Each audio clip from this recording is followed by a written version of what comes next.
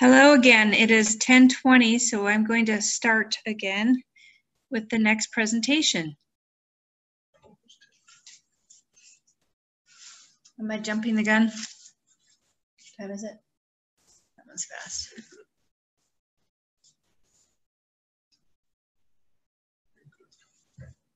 All right. So this second presentation is called What's Under Your Feet?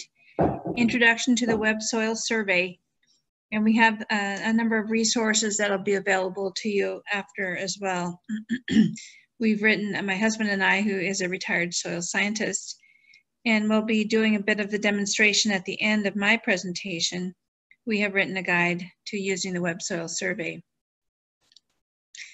So this is a USDA NRCS tool. Over the last over 100 years, all of the soils, nearly all of the soils in the US have been surveyed, and they developed extensive resources on each surveyed soil by mapping unit. We'll talk a little bit more about this. And these were available, and they still are, in hard copy. Well, USDA NRCS has put a lot of energy into digitizing this wealth of information. There is so much information on the Web Soil Survey that it is a challenge sometimes to easily find what you're looking for. And I think this will be very helpful. And Kate, I'm sorry to interrupt you, but I think that your video for some reason is not displaying. I don't see it, and one of our participants has just asked if there should be video. It says you've started screen sharing, but it has not generated. So I'm wondering if you want to stop and then maybe try to share again. Thank you. Oh, now it's come up. So just a little technological glitch out there. Well, thank you so much for speaking up, because of course it always looks normal. Now I don't have it in slideshow mode. Hang on.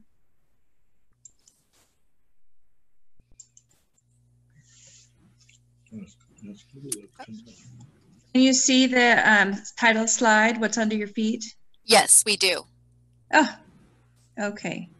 Thanks, everyone. Yeah, you're welcome. For dealing with this.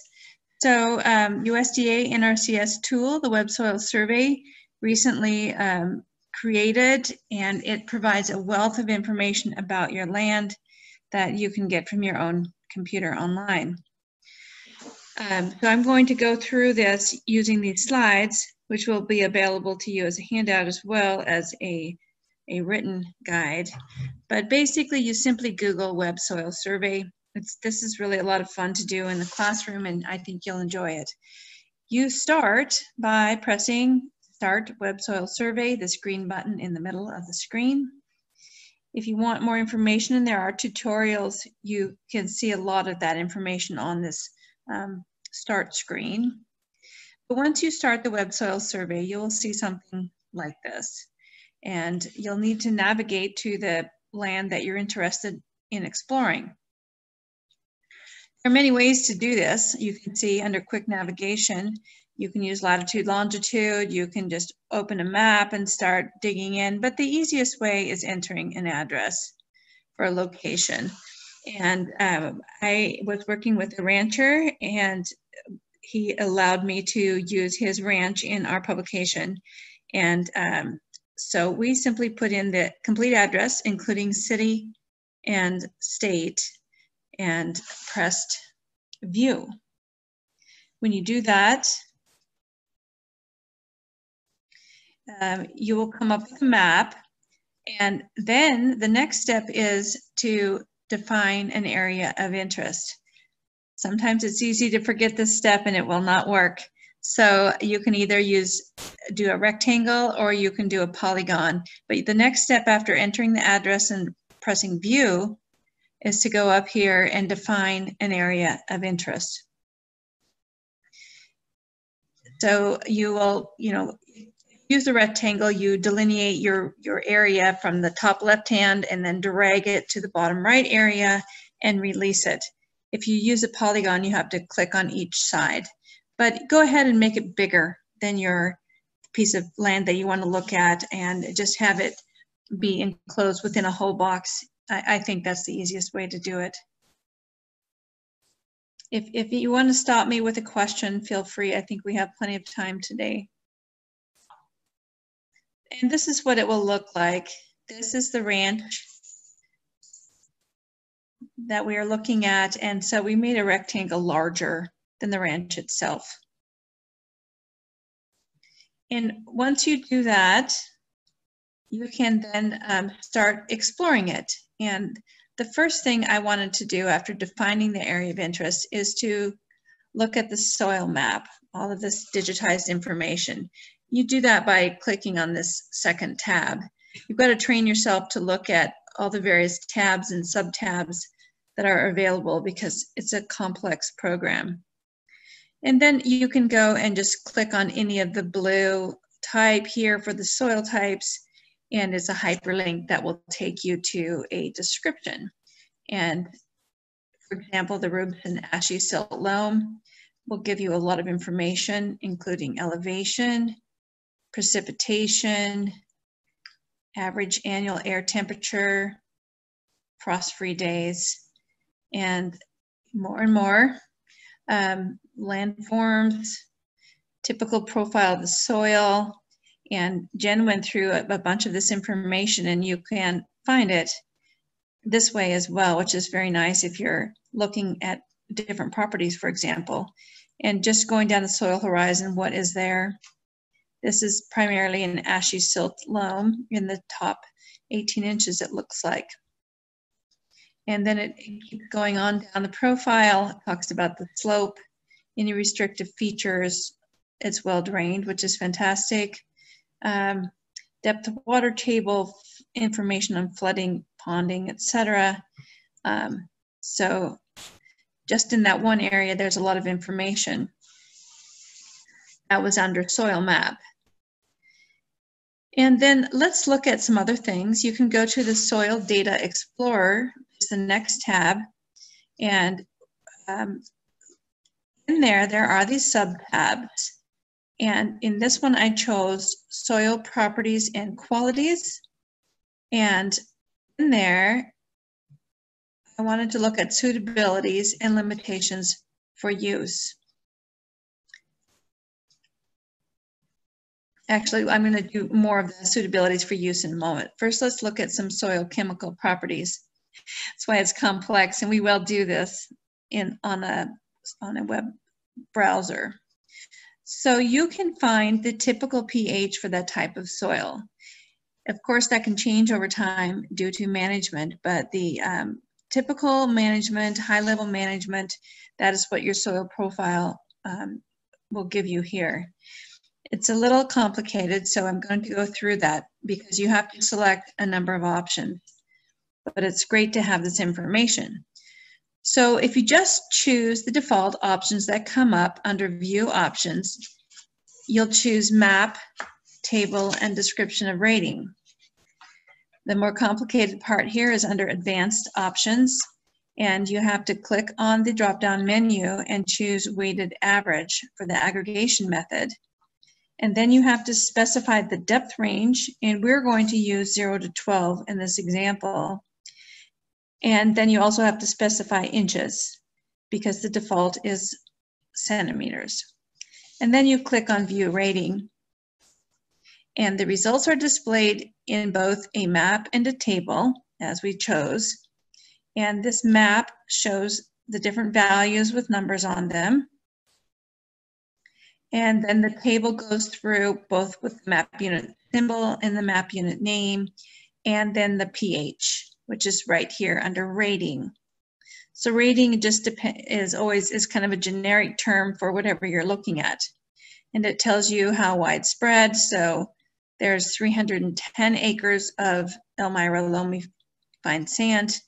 That's 24% of your area of interest. And it's perfectly neutral, 6.5. So that's wonderful news. And when you look down, all of these are fairly neutral, except for this last one, which is 5.0. So that is acidic, the pie whale muck. It's undrained 0 to 1% slopes. So that gives you some good information about where you might want to locate your crop production. And the pie whale muck is this band right here. And you can see kind of the outline of the farm. And I'm going to mention this a little bit, and I'll let my husband chime in if he has anything more to add. But why is soil pH important? Whenever I think of that question, this picture comes to mind, and it just shows you how available the different nutrients are at different pHs, and that is just, a picture is worth 1,000 words. Here is our neutral area here, 6 to 7. 7 is perfectly neutral. And nitrogen, phosphorus, potassium, sulfur, calcium, magnesium, all of our macronutrients are easily taken up with a neutral soil. The one exception, the one thing here that I want to note is iron. Iron is not widely available at a neutral pH. You have to be acidic. And that explains why if you're growing crops like blueberries that require a lot of iron, you need to have an acidic soil. And these nutrients, micronutrients, are more available at an acidic soil. And this one is at an alkaline. So these plants need these macronutrients to grow, and as well as micronutrients. You want to be in this range so they can access them. So that's my, in a nutshell, reason of why pH is important. The other thing you might want to look at is what yields can you expect in general by different types of soils. And that is under Soil Data Explorer, and then suitabilities and limitations for use. Then it is under vegetative productivity.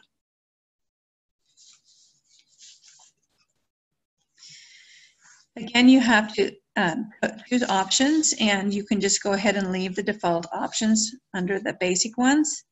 And under crop, you can use the drop-down menu and choose which crop and which unit. And in this example, I am looking at pasture and AUMs. And that is animal unit months. So it actually will tell you how many animals you can run on that land, was what you can expect anyway under high-level management. You get both a table and a map. Here is the map. Yields of non-irrigated crops, alfalfa hay in tons. Actually, this example is in tons for alfalfa hay.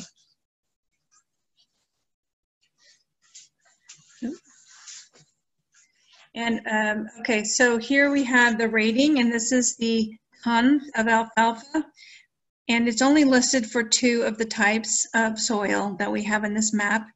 The sea level silt loam is 30% of the land, 63 acres, and the average yield to be expected is 2.7 tons of alfalfa. And given that they're not even listed for these others, I would imagine that they're not perfectly suited for alfalfa, but that's right. Anyway, that's again, these are general, but it gives you a very good idea. And I also wanted to show you range production. And what's amazing is you can choose whether it's a normal or above or below average precipitation year and get the vegetative productivity in range in animal unit months from this data. Okay, so this is, in this case, actually, we're still in pounds per acre per year, but you can choose AUMs if you prefer, and this is under a normal condition. And this is quite interesting because the pie whale muck that had the lower pH actually has pretty high rating, in fact, the highest of all at 3,820, so nearly 2 tons of range production per year to be expected. The sea level silt loam, the 30%, has much less. Okay, so you can also choose a favorable year. So this will give you kind of a range of expectations under different weather conditions. And under a favorable year, you can see how many pounds per acre you can expect in terms of pasture. So that is quite a lot more at 4,800 pounds. And then you might as well figure out what would happen in an unfavorable year. And it is quite a lot less, 2,790, so about a ton less production of range. And here is our average rating for the sea-level silt loam. This is just a small percentage. So doing this kind of analysis will really help you with your property, especially if you're looking to buy something that is perfect for you. You might want to go ahead and spend some time with this. Okay, so there is my contact information. You've got this in other places as well. But we're now going to, I'm going to introduce my husband, Gray Henderson, and he has done quite a few demos with the web soil survey. So I'm going to stop this share and go ahead and bring up a browser. I can figure out how to do that.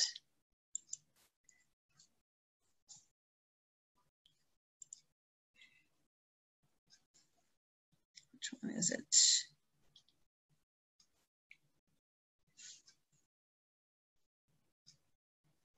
Oh, it's got to be a... You stopped that share. I did. Is it this one? I don't see a picture of it. I don't think so. Show our windows. There it is. There it is. Okay, you're live. Can you see the browser with the web soil survey? Yes, we can. Okay, so here's Gray Henderson. You might want to introduce yourself quickly. Okay, yeah. So I'm Kate's husband, Gray Henderson, and I've got to start out by saying, acknowledging that Chris Schneff and I are both graduates of the of Iowa State University, and there's a little bit of difference in the time frame when we were there, like about 20 years. But beside that, both of us studied soil morphology, genesis, classification under the same professor, and he's probably the most colorful professor I've ever had, and I think Chris would agree. But he would come into class, he'd have this double crooked stem pipe, smoke puffing away on it. He had a bolo tie, and he'd start out by saying, "Good morning, knockers." And then he'd proceed to knock the information into our heads of what he was going to tell us that particular day. In addition to that, he led tremendous field trips across the state of Iowa. The only other difference between Chris and myself, besides age, is that there's a state line between Minnesota and Iowa, and he grew up in Iowa, which is the wrong side of the state line. But that's another story. So he's a better fisherman than I am, though.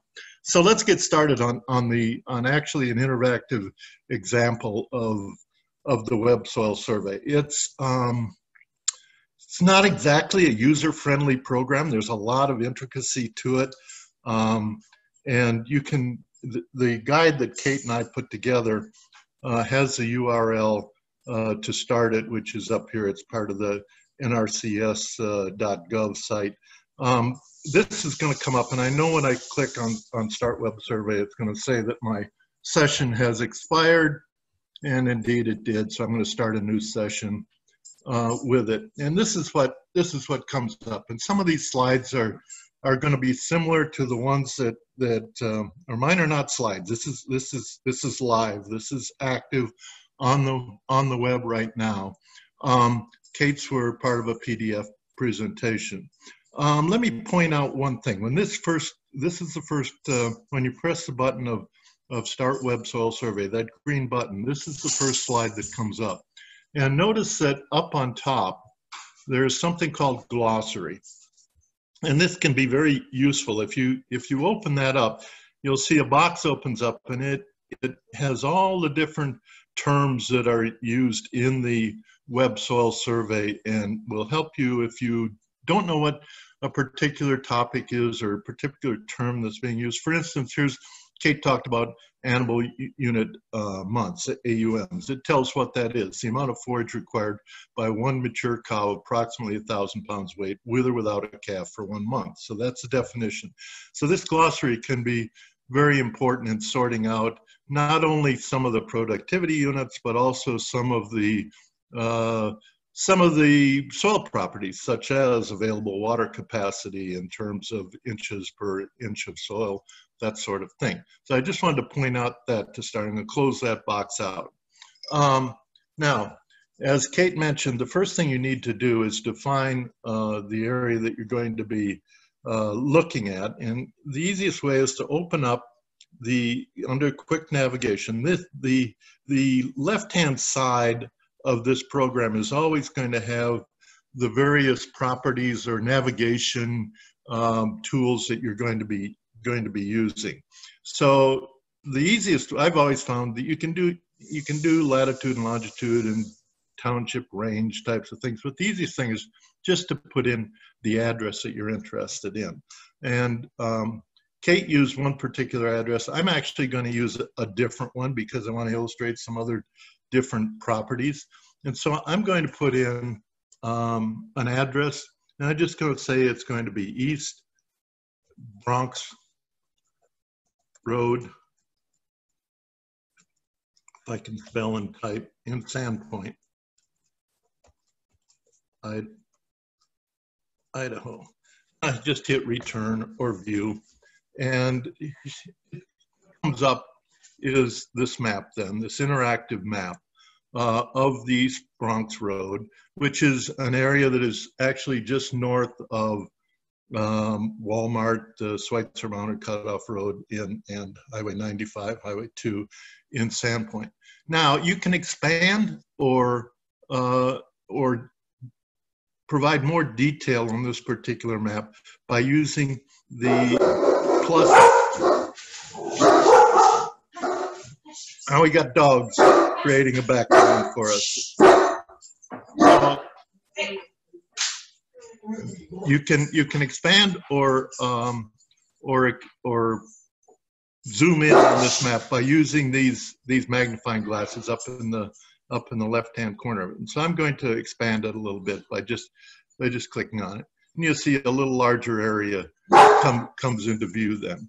So I'm going to go back to the hand, and all the hand does is it allows you to move the image around. So the first thing you need to do then is define, okay, what area of interest am I going to look for soil properties or soil maps? So once again, up on top is the tab that you use to define area of interest. So I'll click on that, and what that does then is opens up a crosshair, and you can outline the area of interest. So I'm going to just I'm interested in an area, let's say like something like this. So I'll draw that down from the upper left to the bottom right, and I release it.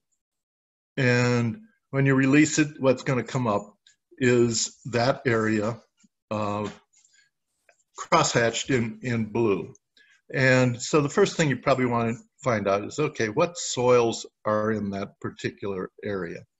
And so the key to this program is all of the different tabs and sub-tabs that are up on the top, and that's where it really gets hairy in terms of navigating it. But I'm interested at this point in creating a soils map. So I'll take up where my pointer is, or that hand is, you'll see the tab that says soil map. I click on that, and what comes up then is that area of interest with a bunch of orange lines in it and numbers within the orange lines. And then over on the left-hand side in the description panel are, for those, what those numbers represent are so-called map units. And those map units represent different soil types by name. And so for instance, here's 31 right here, which is a common soil in Bonner County. It's called a mission silt loam on 0 to 2% slopes. When you're driving in the spring, and maybe if it were a wetter year right now, if you were driving along, Jen talked about this earlier, I remember there are lots of soils in Bonner County that that hold water. They have a lot of perched water in them, so there's standing water in the fields in a wet year on this particular soil. And I'll show you why in a minute. But the one thing I want to point out is in these soil maps, this orange line, follow this orange line down. I know the people who live right here. And you see that orange line moves right through their place.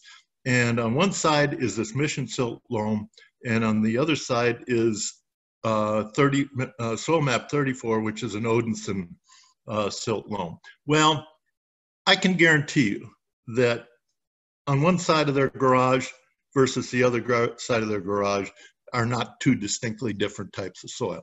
Those two soils grade from one to the other, and this is the soil scientist's best interpretation of where that distinction is made.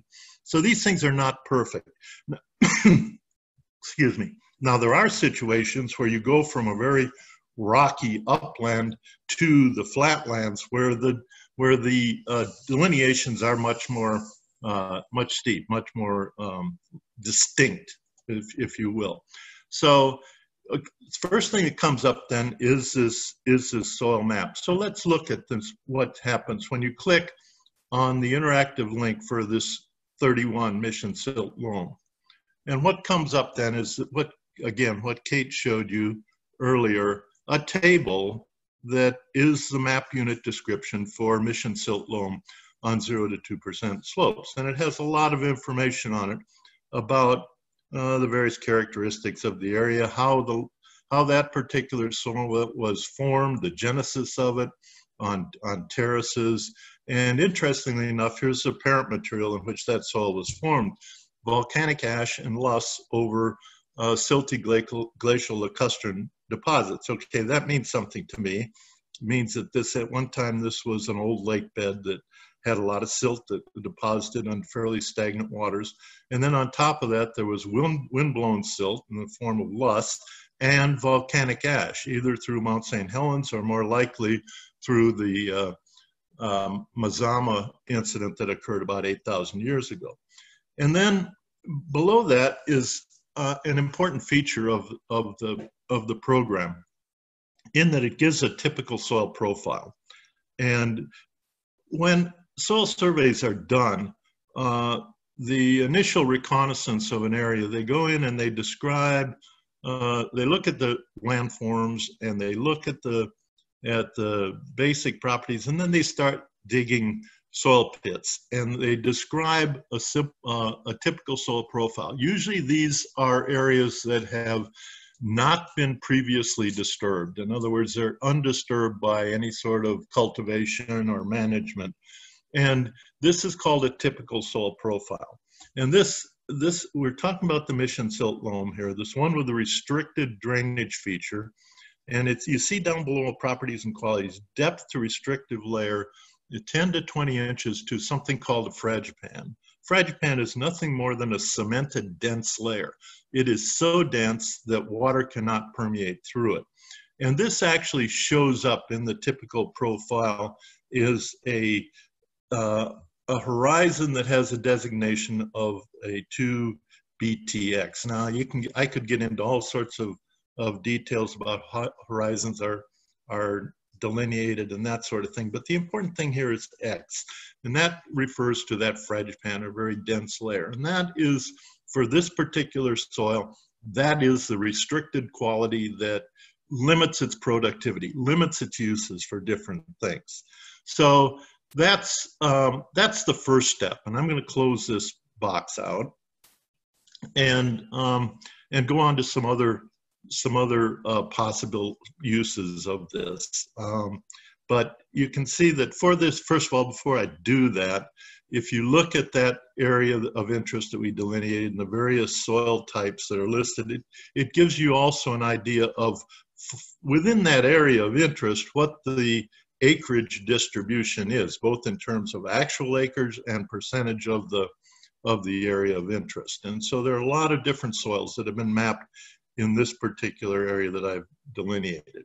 So, okay, so let's then go and explore some specific properties of the soils in this particular area of interest. And so that a lot of this information is under the sub-tab of Soil Data Explorer. So if I click on that, interactively again, it's going to open up some subtabs. And the two ones that give you the most information are either the suitabilities and limitations for use or soil properties and qualities. Let's start out with the soil properties and qualities. When I click on that, what comes open is this navigation bar over on the left that lists the different types of soil properties. And let's go to soil chemical properties. So you see the down carrots. If I click on that, it opens up further, and you can look at a number of different properties of the soils. And in particular, I want to look at soil pH in here. So I click on that, and it opens up. And Kate covered this a little bit in her presentation as well. It opens up a chart, and you can accept most of the default parameters on here. The one that you have to be a little bit careful of is the one that has the depth range of which you're interested in exploring for the soils. And notice that the default is in centimeters, as Kate said. Well, we're mostly working English units, so we're going to first of all indicate that we're going to be working in inches. And let's say that we're interested in a soil depth. We're going to integrate the pH value of the various horizons between a soil depth of 0 and let's say 12 inches, or let me use 8 for this particular. You can use whatever you want, but I'm going to say that we're going to be interested maybe in starting a garden and the maximum depth, rooting depth, which is probably not going to be true, is 8 inches. But let's go ahead and use that for the purpose of doing it. So then I click on the view rating. Do you want dominant component? No, I want weighted average. You didn't put that in. I didn't? Okay.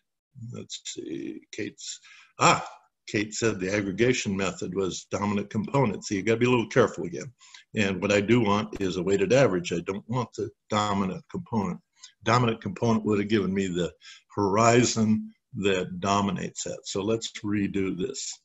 So I put weighted average, and up it comes. And the maps, are interesting. I really prefer to look at the tables because I'm kind of a data guy. But here are those various soils in the area, and you can see that it lists what the weighted average pH is for each one of those soil components. So most of these are in the range of from 6 to 7. And most of them are pretty, I wouldn't worry too much about those if I were setting up either a commercial market garden or a home garden. The one I might be a little bit concerned about is this one, which has 5.6.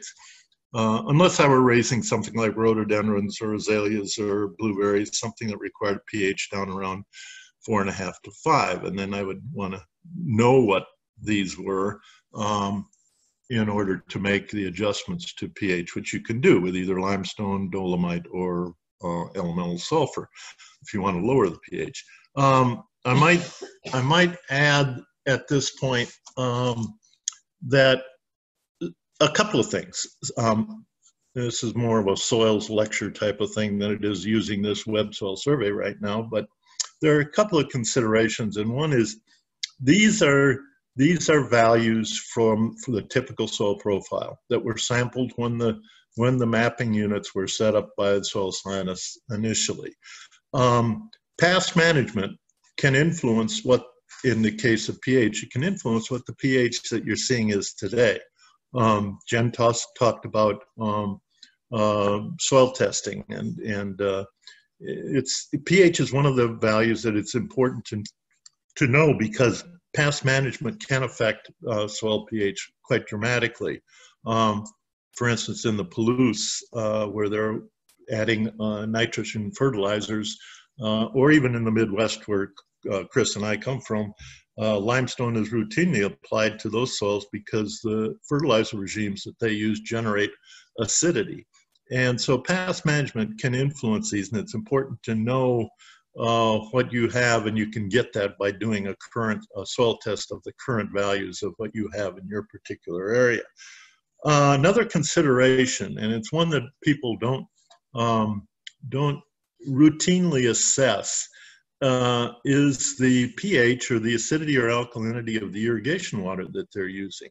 One of the things that I do in my spare time is I sample water in Lake Pend Oreille for the waterkeeper, Lake Pend Oreille waterkeeper.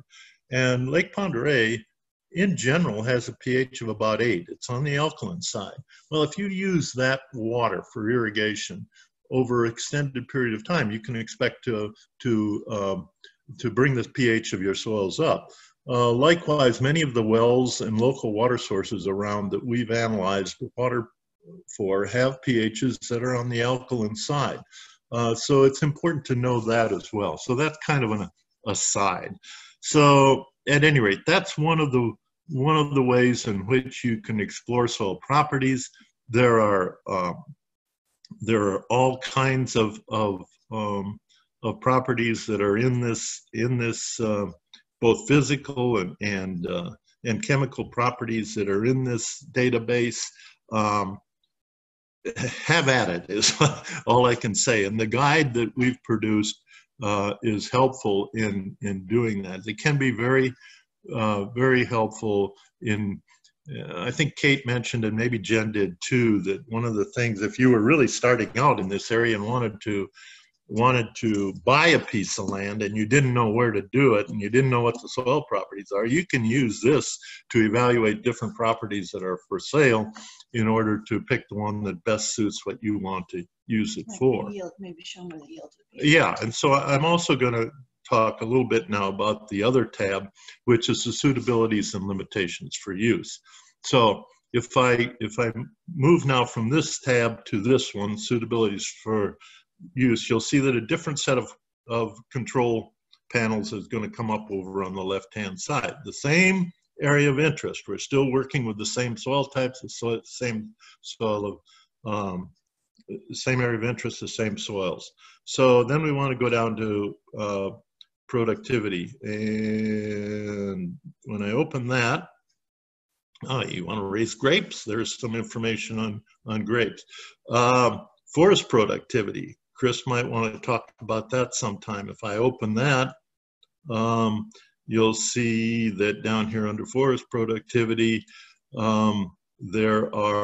you can have ratings for that, and this is going to be in terms of site index and for different species. And for instance, let's put in some white pine, and I'm going to view the rating on that, and you'll see that what comes up are a map again, and then down below in the table, the ratings in terms of a site index, the number of feet. And Chris, there's probably a 50-year site index for white pine, and it shows that only certain types of these soils are suitable for ponderosa pine.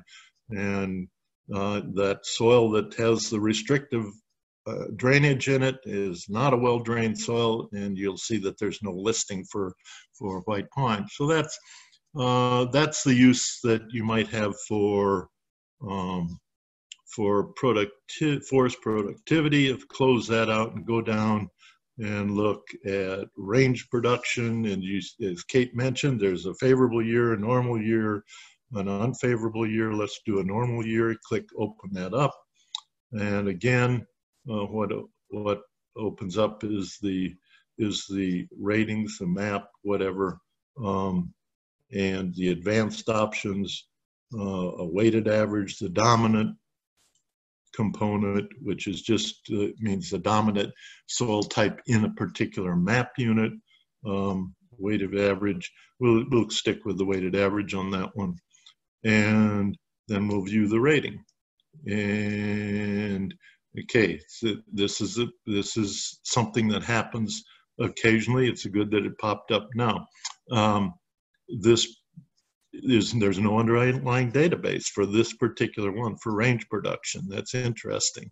So I'm going to close that out, and instead of that, I'm going to go to a productivity index for, let's say, grass hay for the same area. And so again, you get a map table, the defaults and the advanced options. And again, you got advanced hay, you've got the dominant condition. I'm going to go with the most limiting in this particular case, which is going to be the drainage, and I'm going to view the rating.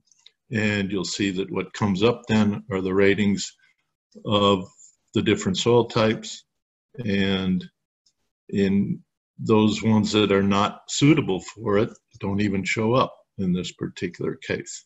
And the areas of the whole area of interest are expressed. So at any rate, you can close that out. Views of non-irrigated crops. There are a lot of crops in our area that are not irrigated. And you can see that under these, you've got a choice of different crops: oats, pasture, barley. Let's try pasture again, because there's a lot of pasture land in this particular area. And again, like Kate said in her presentation, animal unit months was one of them. If I view the rating on that, what comes up are the ratings in terms of animal unit months for each one of these soil types. And you see that there's a range anywhere from about 3 or 3.5 up to 10. And down below, this is worth mentioning, down below is a description then of what is meant by these particular yields, where they come from, and that sort of basis for the data set on which this is all set up. So I think maybe at this point, it's about 11 o'clock. I will open it up and we'll see if there are any questions about specifics that I can cover. Kate, did you think there's anything else that I would want to cover? No, I think that's great. I think there might have been a question. Okay, I don't see the question, so. Let's see. I am going back to the chat. I don't see any questions in the question box. We did have one question for Jen that relates to crops, but we could save that for the panel discussion if. Okay, yes. Well. So I do have a question for Kate and Gray. So when people are using the web soil survey, you did mention that past management can affect the properties of soils and that a soil test should be used. So how would you look at determining where you would want to do that soil testing? So are you using the web soil survey to narrow down the areas that you would do soil testing, or could you talk a little bit about that? Yeah, Colette, that's really a good question. And when I do my classes on soil testing, one of the things that I definitely stress is the web soil survey is an important tool especially for larger acreages, to determine how you test, how do you come up with a representative sample. And if you've got different soils that are mapped on a parcel, you would divide that down. You would take at least separate soil samples for each of the different soil soil units, soil map unit. And further, then even within one of the mapped units, that you knew that there were differences, because each one of these map units has inclusions in it of minor soils. So let's say in the mission silt loam category, someplace on your land, you know that it's wetter and that there's a low depression or something like that. When you go to do soil samples for that particular area, you would treat those separately. You would submit a separate soil sample for that particular area from the bulk. And then, like Jen said, there are certain guidelines as to how many individual core samples you would take to create a composite sample that you would submit to the lab. And typically for acreages, it's like 20 or 25 or even 30 individual soil samples that you would mix together in a bucket composite, take a subsample from that. But the key point is that yes, this web soil survey can be very handy in delineating on your property the coarse distribution of the samples that you would take individually. So I hope that answers your question. It can be very useful in that way, as can individual knowledge of what is in your parcel, in your particular ownership. Yes, that's helpful. Thank you. So at this point, we don't have any other questions that have come in. So I want to go ahead and open this up to our co-presenters that are on today. Do you have any other questions that or comments you would like to make about soils in particular? The only thing that I would say is that it is the foundation of everything else. As a biased soil scientist, I would say that it is one of our important resources, along with water and knowledge. And I'll quit at that. Well, thank you so much, Gray, for being willing to jump in. I know he's got to rush off to Lake Pend Oreille Waterkeepers. And yeah, we're going to actually be interviewing people for a job. Can you imagine that in this day and age? So we thank him very much. So we can go ahead and start our landowner panel. Should we go back to that screen?